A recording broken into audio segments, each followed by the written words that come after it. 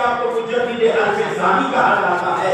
اب ذرا غور کریں, وہ مجدد عرف ثانی کیا ارشاد فرماتے ہیں جب بات غوث پاک کی آتی ہے. جن صبح مکتوبات مجدد عرف ثانی اٹھا کر دیکھے, خالد ثناء اللہ پانی پتی رحمۃ اللہ علیہ السیف الملول میں اس کو ذکر فرمایا ہے. فرماتے ہیں حضرت غوث اعظم کا مقام کیا ہے, ذرا دیکھیے. فرماتے ہیں کہ پیارے بزرگوں اور دوستوں, فرمایا جاتا ہے کہ اللہ رب العزت جب اولیاء اللہ کو نعمتیں دینا چاہتا ہے, اس کو ذرا زور سے بولیں, زور سے بولیں, اولیاء اللہ کو جب اللہ نعمتیں دینا چاہتا ہے, نوازشات و انعام عطا کرنا چاہتا ہے, تو ڈائریکٹ ہر ولی پہ نعمت نہیں اتارتا. کیا بات. سرکار مجدد عرف ثانی فرماتے ہیں وہ نعمتیں, وہ نوازشات و انعام و احسان و کرم اللہ تعالیٰ سب سے پہلے خطب الارشاد پر اتارتا ہے. اس پر ذرا زور سے بولے, اور ذرا زور سے, خطب الارشاد پر نعمتیں اترتی ہے. اس پر خطب الارشاد پر نعمتیں اترتی ہے. یہ خطب الارشاد ولایت کا سب سے بڑا مرتبہ ہے. سبحان اللہ. خطب الارشاد سے بڑا کوئی ولی نہیں ہوتا. نبوت کے بعد جو ولایت میں سب سے بڑا مقام ہے وہ خطب الارشاد کا مقام ہے. آپ فرماتے ہیں اللہ رب العزت خطب الارشاد پر نعمتوں کو اتارتا ہے, اور خطب الارشاد حسب استطاعت اولیاء اللہ میں تقسیم فرما دیتا ہے. جن ولی کی جتنی استطاعت ہوتی ہے, جن کو جتنی ضرورت ہوتی ہے, جن کو جتنا لینا ہوتا ہے, اللہ تعالیٰ اس خطب الارشاد کے ذریعے سے ان اولیاء اکرام کو وہ نعمتیں تقسیم فرماتا ہے. اور وہ اولیاء اللہ میں نوجبا بھی ہے, نوقبا بھی ہے, اوتاد بھی ہے, ابدال بھی ہے, ابواز بھی ہے, احکام بھی ہے, ساروں کو نعمتیں خطب الارشاد کے دربار سے ملتی ہے. خطب الارشاد کے دربار سے ملتی ہے. اب ذرا غور کرو مسلمانوں, اب فرماتے ہیں حضرت آدم علیہ السلام کے زمانے سے, کیا بات. کب سے؟ حضرت آدم علیہ السلام کے زمانے سے لے کر مولا کائنات علی المرتضیٰ کے زمانے تک اللہ نے اس منصب پر مولا علی کی روح کو مقرر فرمایا. سبحان اللہ. مولا کائنات کی روح پاک اس منصب پر فائز تھی کہ آپ کی روح پاک پر وہ نعمتیں اترتی, اور آپ آدم علیہ السلام کے زمانے سے لے کر اپنے زمانے تک روح مولا علی سے وہ نعمت سب میں تقسیم ہوتی. پھر اس کے بعد فرماتے ہیں جب سرکار مولا کائنات علی المرتضیٰ پردہ فرمائے تو اللہ نے یہ مقام حضرت امام حسن کو عطا فرمایا. جب امام حسن پردہ فرمائے تو خطب الارشاد کا منصب پر حضرت حسین کو بٹھایا گیا. پھر حضرت امام حسین پردہ فرمائے تو امام زین العابدین میں یہ منصب منتقل ہوا. امام زین العابدین کے بعد امام باقر, پھر امام جعفر صادق, پھر امام موسیٰ رضا, پھر امام علی رضا, پھر امام موسیٰ کاظم, امام تقیہ اور علوی, اور پھر اس کے بعد ہوتے ہوتے یہ سلسلہ امام حسن عسکری تک آیا. سرکار امام عسکری حسن عسکری جب پردہ فرمائے تو پیارو کان کھول کر سن لو, اس وقت بغداد کی دھرتی پر ایک عظیم ستون خاندان نبوت سے پیدا ہوا. اس بچے کا نام کچھ اور نہیں, شیخ عبد القادر جیلانی.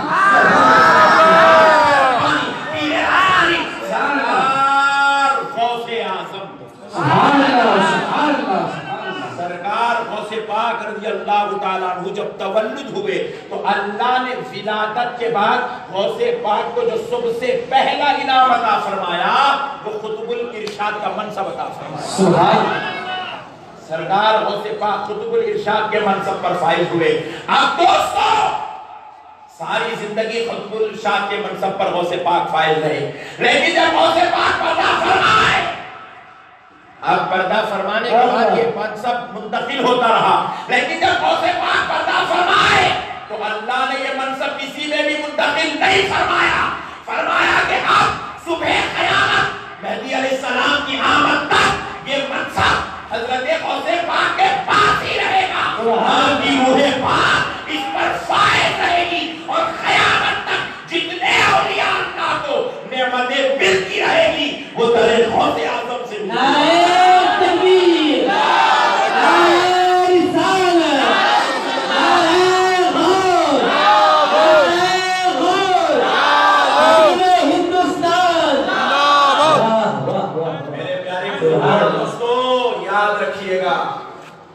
یہ مقام ہے سرکار غوث پاک رضی اللہ تعالیٰ عنہ کا. چونکہ جھنڈا نہیں لگتا میرے بھائی ہر گھر پہ, ہر گھر پہ چپ جھنڈا نہیں لگتا. درگاہ تو ہر محلے میں ہے, درگاہ تو ہر شہر میں ہے, ولی اللہ ہر علاقے میں ہے, مگر ہر ولی کا جھنڈا نہیں لگتا, ہر ولی کی 11ویں نہیں ہوتی. غوث پاک اس لیے ہوتی کیونکہ غوث پاک کسی مصلیوں کے امام کا نام نہیں ہے, غوث اعظم کسی مسجد کے امام کا نام نہیں ہے, غوث اعظم کسی نمازیوں کے امام کا نام نہیں ہے, غوث اعظم عالموں کے امام کا نام نہیں ہے, غوث اعظم مولویوں کے امام کا نام نہیں ہے. سرکار غوث اعظم جس کو کہتے ہیں, جس کی 11ویں کرتے ہیں, جس کا جھنڈا لگاتے ہیں, وہ کوئی معمولی ذات نہیں. سارے اولیاء اللہ کے سردار کا نام غوث اعظم, سارے اولیاء اللہ کے سردار کا نام غوث اللہ. میرے پیارے بھائیوں, یہ غوث پاک سرکار اللہ کی عطا کا نام ہے, اللہ کی مہربانی کا نام شیخ عبد القادر جیلانی ہے, اللہ کی اس امت پر نوازش کا نام عبد القادر جیلانی ہے. اللہ کی مہربانیوں, نوازشات, انعام, احسان, فضل, کرم کا نام شیخ عبد القادر جیلانی, غوث سمدانی, محبوب سبحانی, قطب ربانی, پیر لاسانی, سرکار غوث اعظم ہے. سبحان اللہ. غلام جب مصیبت میں آتا تو کسی معمولی آدمی کو نہیں پکارتا, مصیبت آئی تو ہم ہمارے چچا کو نہیں پکارتے, مصیبت آئی تو ہم ہمارے پھپھا کو نہیں پکارتے, جبکہ پھپھا کسی کا سرکل ہو سکتا,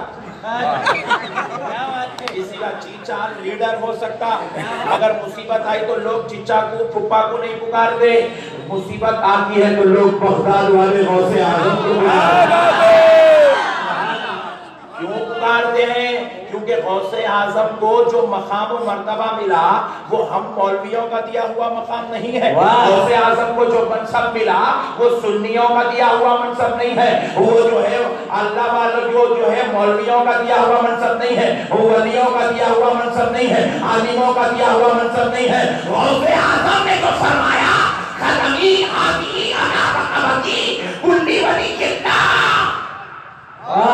میرا یہ قدم سارے اولیاء اللہ کی گردنوں پر ہے. یہ جو شان غوث اعظم کو ملی, خدا کی قسم یہ کسی مولوی یا ملا کی دی ہوئی نہیں, یہ شان خالق کائنات پروردگار عالم رب ذوالجلال اللہ رب العزت کی دی ہوئی.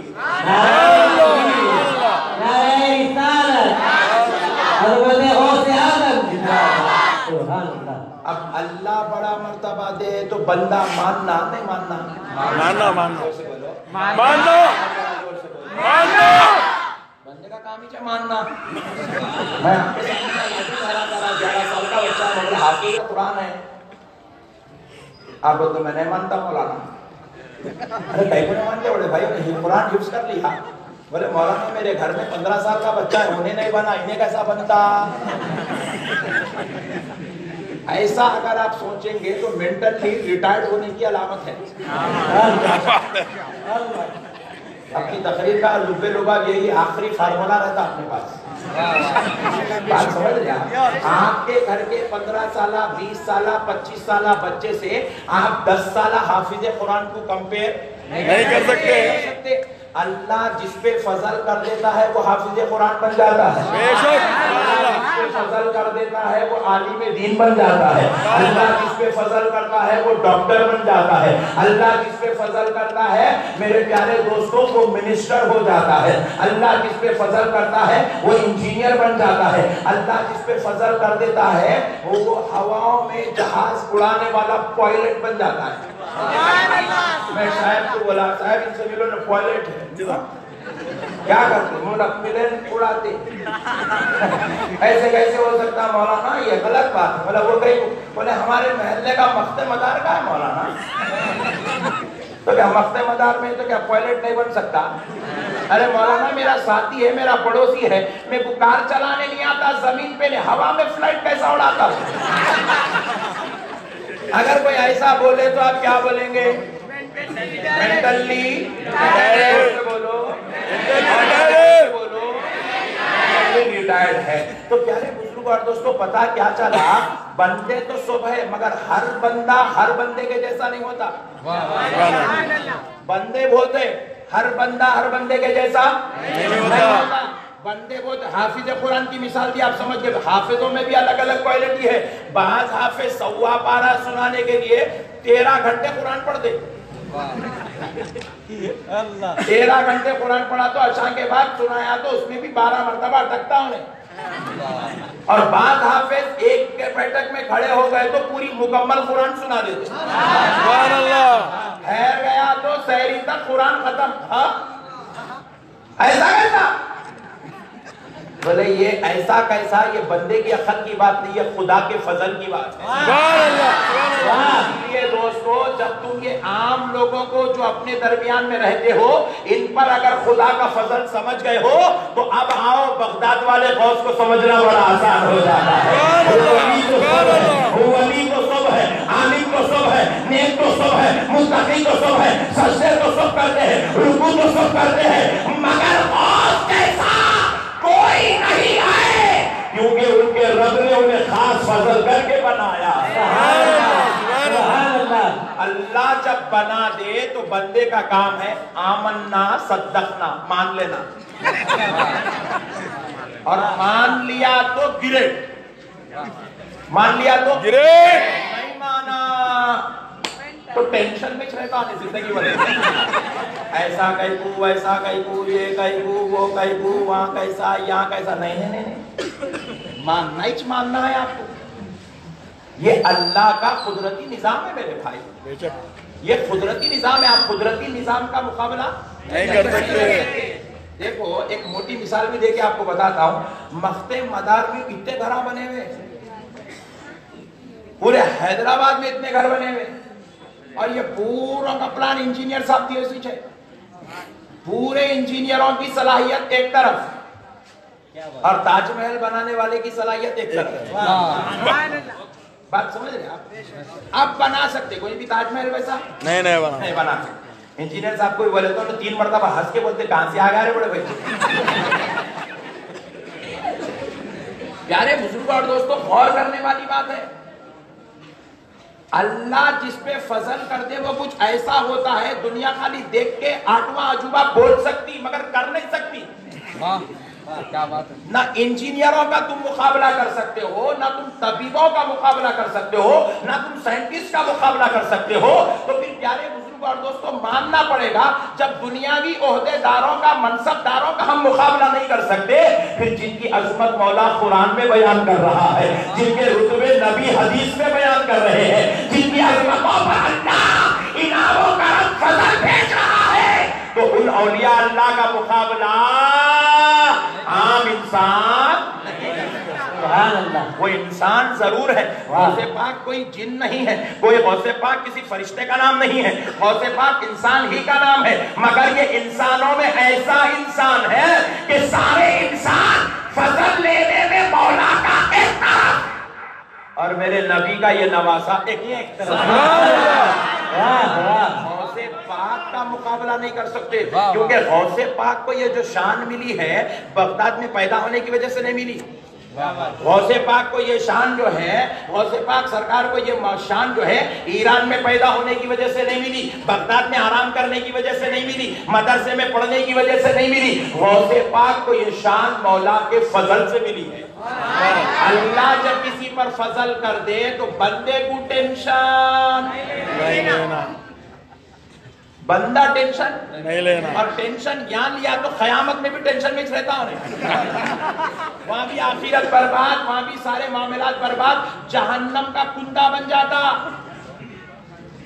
میرے پیارے بزرگوں اور دوستو, آپ ذرا غور کریے گا غوث پاک کیا ہے. اللہ اللہ فرمایا جاتا ہے, سرکار غوث پاک رضی اللہ تعالیٰ عنہ کو اللہ نے کی شان کا مالک بنایا. بعد والے اگر غوث پاک کی تعریف کریں تو کوئی کمال کی بات نہیں ہے.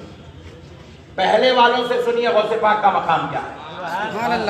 غوث پاک سرکار کے مرشد کے مرشد کے مرشد کے مرشد کے مرشد کے مرشد ہے. تقریباً 300 سال پہلے کے بزرگ ہے غوث پاک سے. ان کا نام ہے حضرت سیدنا معروف کرخی رحمت اللہ علیہ، اولیاء اللہ کی سب کے بڑے بزرگ ولی ہیں۔ غوث پاک سرکار ان کی مزار اقدس پر کئی مہینے بیٹھ کر مزار سے فیض حاصل کرتے، اکتساب فیض کرتے۔ غوث پاک سرکار ان کی مزار شریف پر بیٹھتے ذکر کرتے ہوئے۔ اب پیارے بزرگوں اور دوستوں، آپ کبھی عراق جائیں تو سرکار معروف کرخی کی زیارت ضرور کریں، اور وہ جگہ بھی دیکھیں مزار پاک کے پاس جہاں غوث پاک بیٹھ کر چلا کیا کرتے تھے۔ اب فرمایا جاتا ہے سرکار غوث پاک رضی اللہ تعالیٰ عنہ، سرکار غوث پاک رضی اللہ تعالیٰ عنہ جب حضرت معروف کرخی رحمت اللہ علیہ کی زیارت کے لیے پہنچتے تو ایک دن ایسا ہوا، دیکھنے والوں نے اپنی آنکھوں سے دیکھا، سننے والوں نے اپنے کانوں سے سنا کہ سرکار غوث پاک رضی اللہ تعالیٰ عنہ حضرت معروف کرخی کی مزار کا ادب کے لیے، احترام کے لیے آپ کی مزار شریف سے کچھ دیر دور ہی ہر روز اپنی نالین شریف اتار لیتے، ہر وقت اپنی نالین اتارتے، جوتیاں اتار لیتے اور برہنہ پیر جاتے تاکہ اللہ کے ولی کے مزار کا اور ان کے اس مقام خاص کا اہتمام ادب ہوتا رہے، اہتمام ادب ہو۔ تو اب پیارے بزرگوں اور دوستوں، غوث پاک سرکار نالین شریف اتار کر ایسی ہاتھ میں اٹھائے تو مزار معروف کرخی سے آواز آنے لگی، اے عبد القادر جیلانی، آپ نالین نہ اتارے، پہن کر آئے، کیونکہ ہم چاہتے ہیں ہماری اس زمین کو آپ کی نالین کا صدقہ نصیب ہو۔ اللہ اللہ، یہ ہے مقام غوث اعظم، یہ ہے مقام غوث اعظم۔ لوگ آپ پوچھتے 11ویں کے اوپر دے، 11ویں کے اوپر دے، غوث پاک کو سمجھا تو یہ باتاں نہیں پوچھتا، نہیں، غوث پاک کو سمجھا تو یہ باتاں نہیں پوچھتا۔ میرے پیارے بزرگوں اور دوستو، یہ بڑی شان والی ذات ہے۔ اب ذرا اور غور کر کے دیکھیں حضرت غوث پاک رضی اللہ تعالیٰ عنہ کا مقام۔ سرکار غوث پاک مسلکن حنبلی ہے، ہم لوگ حنفی ہیں۔ ہم لوگ کیا ہے؟ ذرا زور سے بولیں، ہم حنفی ہیں اور غوث پاک حنبلی ہیں۔ ہم لوگ سیدنا امام اعظم ابو حنیفہ کی تقلید کرتے ہیں، ہم سرکار نعمان بن ثابت امام اعظم ابو حنیفہ کی تقلید کرتے ہیں، اور سرکار غوث پاک مقلد ہیں حضور سیدنا امام احمد بن حنبل رحمت اللہ علیہ۔ اور امام احمد بن حنبل کسی معمولی عالم کا نام نہیں، فرمایا جاتا ہے امام احمد بن حنبل 7.5 لاکھ حدیثوں کے حافظ ہیں۔ کتنے؟ 7.5 لاکھ حدیثوں کے حافظ کا نام امام احمد بن حنبل ہے۔ سرکار امام احمد بن حنبل رحمت اللہ علیہ غوث پاک سرکار سے کم و بیش 100 سال قبل اس دنیا سے پردہ فرمائے،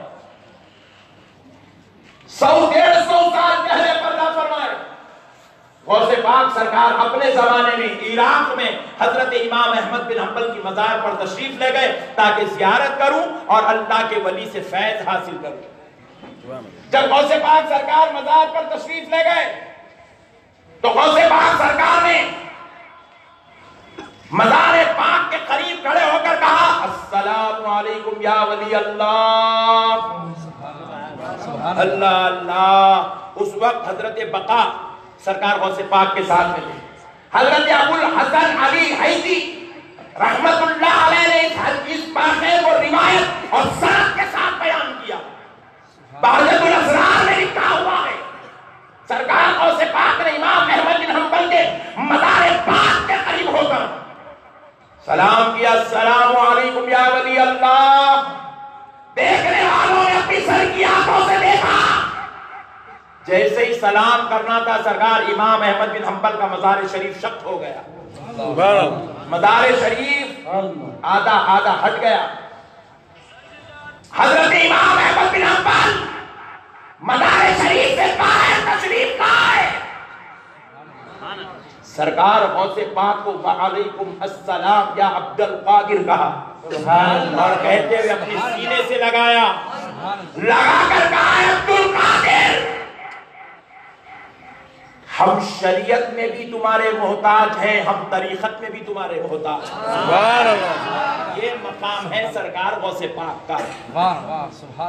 جب اللہ اتنی بڑی شان والی ذات ہم کو دے دے جن کے پہلے والے جن کا اتنا ادب و احترام اتنی محبتوں سے سرفراز کرے تو پھر بعد والے ایسا جلسہ کرنا نہیں کرنا؟ کرنا زور سے بولو تو پھر آپ یہ کرے بات پھر دوبارہ کرتے نا، کرتے سبحان اللہ، کرتے رہنا، سبحان اللہ، کرتے رہنا جلسہ، بزرگوں کا جلسہ کرتے رہنا، بزرگوں کی یاد مناتے رہنا۔ کیوں کرنا؟ سن لو، وہ بھی اس لیے کرتے رہنا کیونکہ جو جس کے جلسے کرتا میدان محشر میں انہیں اس کی ساتھ ہی چھوتا۔ آقا علیہ الصلوۃ والسلام ارشاد فرماتے ہیں المرء مع من احب، تم دنیا میں جس سے محبت کرو گے تمہارا حشر انہی کے ساتھ ہوگا، اسی کے ساتھ تم اٹھائے جائیں گے۔ کانگریس کا جلسہ کرے تو کانگریس سے محبت کا اظہار ہے، کیا بات ہے، اور کانگریس والا بی جے پی کا جلسہ نہیں کرتا کیونکہ اس کو بی جے پی سے محبت نہیں ہے۔ جو جس سے محبت کرتا انہیں اس کا ہی جلسہ کرتا۔ پکی بات سمجھ میں آ گئی پوری اندر تک؟ Very good. جو جس سے محبت کرتا انہیں اس کا ہی جلسہ کرتا۔ کانگریس والے کانگریس کا جلسہ کرتے، بی جے پی والے بی جے پی کا جلسہ کرتے، اور بازو والے گستاخوں کا جلسہ کرتے، اور غوث کے غلام اپنے آقا غوث اعظم کا جلسہ کرتے۔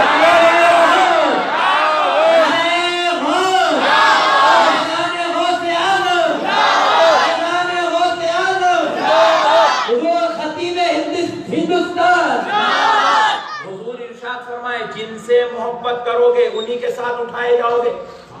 اب یہاں پہ یا غوث یا غوث یا غوث یا غوث یا غوث یا غوث نعرے غوث یا غوث بولتے بولتے بولتے چلے گئے تو اب بازو والوں کے ساتھ نہیں اٹھتے، آپ غوث اعظم کے ساتھ ہی اٹھتے ہیں۔ غوث پاک کے غلاموں میں اٹھائے جائیں گے، غوث پاک کے شہدائیوں میں شمار ہوگا، غوث پاک کے عاشقوں میں آپ کا شمار ہوگا۔ قربان جاؤ مسلمانوں، جو جس سے محبت کرے گا اس کا حشر اسی کے ساتھ ہوگا۔ اسی لیے تو پیارے مصطفیٰ نے فرمایا لوگو تم اپنی جان سے جتنی محبت کرتے ہو اس سے زیادہ محبت مجھ سے کرو، اور لوگوں تم اپنی گھر والوں سے جتنی محبت کرتے ہو اس سے زیادہ محبت میرے گھر والوں سے کرو، تم اپنی اولاد سے جتنی محبت کرتے ہو اس سے زیادہ محبت میری آل سے کرو، تاکہ تمہارا حشر میرے ساتھ میرے گھر والوں کے ساتھ ہو جائے۔ ضروری ہے میرے بھائی، ہم لوگ دنیا میں خالی یہ جو ہے دنیاوی معاملات کی تکمیل کے لیے پیدا نہیں ہوئے۔ ہماری زندگی کا مقصد صرف یہ نہیں ہے کہ بہترین بلڈنگ بنانا، آج 2 بلڈنگوں کے بیچ میں بیٹھ گیا، بہترین بلڈنگ بنانا 2 کا 3 4 5 6۔ پہلے آتا تھا تو خالی کبھی تو ایسے گھر آتے پہلے مختے میں، اب دیکھے تو بولا مختا ہی چاہیے، ماشاءاللہ ماشاءاللہ۔ پہلے سنتے تھے پرمیشن نہیں ہے، وہ نہیں، آج کا کی پرمیشن ہے، ہم یہاں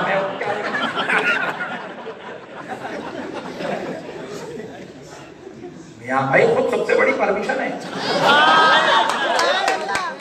لوگ ہم سے پرمیشن لینا۔ میرے پیارے بزرگوں اور دوستوں یاد رکھیے گا، ماشاءاللہ یہ بلڈنگیں بنانا ہماری زندگی کا مقصد نہیں ہے، ضرورت زندگی ہے بنا لو، مگر مقصد زندگی نہیں ہے۔ پوائنٹ ٹو بی نوٹڈ مسلمان، ضرورت زندگی ہے بنا لو مگر مقصد زندگی یہ نہیں ہے۔ بی ایم ڈبلیو میں پھرو اور یہاں نہیں ٹھہرنا، ریلوے ٹریک کا نہیں، بی ایم ڈبلیو لے کے برج ڈالو، ورنہ بی ایم ڈبلیو کی بے عزتی ہے۔ پیارے دوستوں سمجھیے گا، میں آپ کو بڑی بات سمجھا رہا ہوں، ہنسو مت لوٹو، مگر اب جگہ نہیں ہے بعد میں، مسئلے کو سمجھو۔ آپ شان والے بنو، عزت والے بنو، بی ایم ڈبلیو میں پھرو، ہیلی کاپٹر لے کے یہاں اتارو، مگر یہ ضرورت زندگی ہے، یہ مقصد زندگی نہیں ہے۔ اللہ نے تم کو یہ کام کرنے کے لیے پیدا نہیں کیا مسلمانوں۔ ہم نے پوچھا ہے اللہ ہماری زندگی کا مقصد کیا ہے، تو رب ارشاد فرماتا ہے وَمَا خَلَقْتُ الْجِنَّ وَالْإِنسَ إِلَّا لِيَعْبُدُونَ۔ ہم نے جنات اور انسان کو اپنی عبادت کے لیے پیدا کیا ہے۔ اب اللہ کی عبادت کرنا ہے، اور اللہ کی عبادت کی طریقہ کیا ہے کہ اب اللہ کی عبادت اس لیے ہوتی ہے تاکہ اللہ کا قرب، اللہ کی محبت، اللہ کی جنت نصیب ہو جائے۔ تو اب اللہ کی عبادت کے ساتھ اب محبت و قرب اور جنت لینا ہو تو یاد رکھیے گا مسلمانوں، قسم رب ذوالجلال کی، نہ یہ نبی کے بغیر مکمل سبحان اللہ سبحان اللہ واہ واہ عبادت خداوندی بھی بندے کے بغیر مکمل، بندے کے بغیر مکمل، ذرا زور سے بولے، بندے کے بغیر مکمل، بندہ ہر حال میں ضروری ہے، واہ واہ واہ اور بندوں میں سب سے افضل و اعلیٰ درجے کے بندوں کا نام انبیاء اور اولیاء ہے۔ سبحان اللہ انبیاء اور اولیاء کا دامن مضبوطی سے تھامنا ضروری ہے۔ جب تک آپ انبیاء اور اولیاء کا دامن نہیں تھامیں گے اس وقت تک آپ کامیاب نہیں ہوں گے، آپ کامیاب نہیں ہوں گے۔ اب میں ایسے بات نہ بولا تو بازو والا کل ایک کلپ بنا تھا میرے بارے میں، دیکھے وقت مدار میں بیٹھ کے نقشبندی صاحب اللہ سے توڑ رہے، بندوں سے جوڑ رہے، کچھ تو بھی ایک بنا دیتا بھائی، بات نہ منہ کی رہی تھی نہ ٹانگ کی رہی تھی، کچھ تو بھی ایک نکال کے ڈال دیتا تھا۔ ارے ایسا کیسا بولتا رہے بڑے بھائی۔ میں ایک جگہ بیان میں ناگپور میں سرکار تاج الاولیاء کے عرس میں بیان ہو رہا تھا تو میں بولا نماز پڑھنے والا گمراہ ہو سکتا، روزہ رکھنے والا گمراہ ہو سکتا، حج کرنے والا زکات دینے والا گمراہ ہو سکتا، مگر درگاہ کو جانے والا گمراہ نہیں ہو سکتا۔ بولا ٹینشن نہ کرو جی، سبحان اللہ بولو۔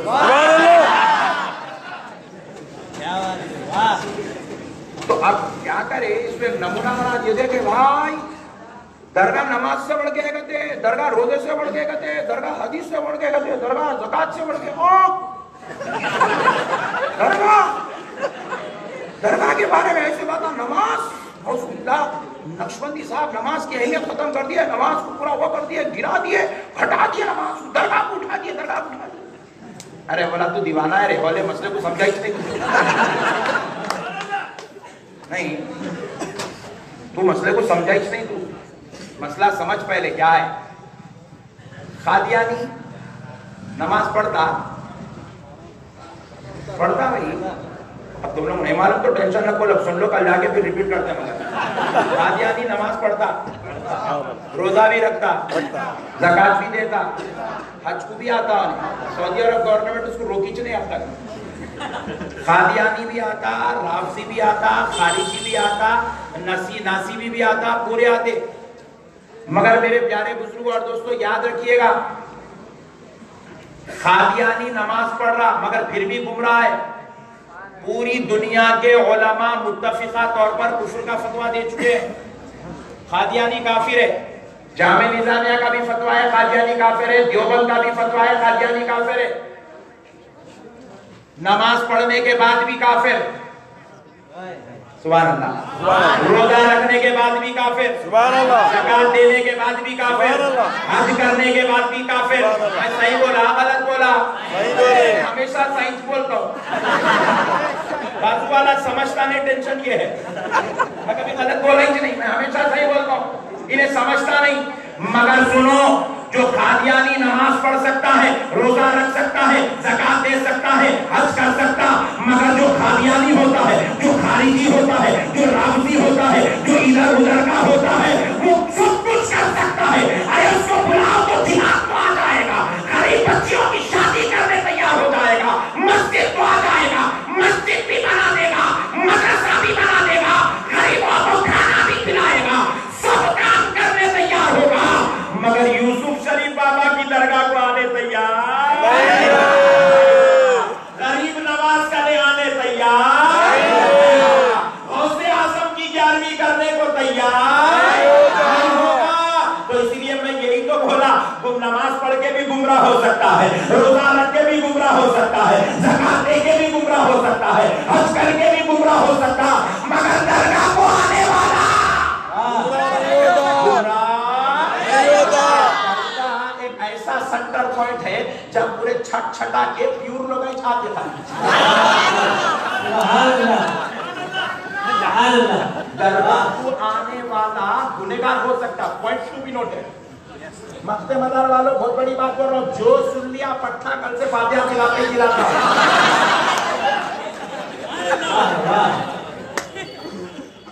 سنو میرے پیارے بھائیوں، درگاہ کو آنے والا گنہگار ہو سکتا، درگاہ کو آ کے پھول چڑھانے والا، چادر چڑھانے والا گنہگار ہو سکتا، بڑے سے بڑا گنہگار چھوٹے سے چھوٹا گناہ بھی اس سے ہو سکتا ہے، میں انکار نہیں کر رہا ہوں۔ آج تک کوئی سنی عالم کہنے والا درگاہ کو آنے والے پورے متقی ہے، پورے پرہیزگار ہے، پورے عابد ہے، پورے زاہد نہیں۔ درگاہ کو آنے والے 99.9% گنہگار ہیں، خطاکار ہیں، سیاہکار ہیں۔ درگاہ کو آنے والا گنہگار تو ہو سکتا ہے، مگر درگاہ کو آنے والا نبی کا گستاخ نہیں ہو سکتا ہے۔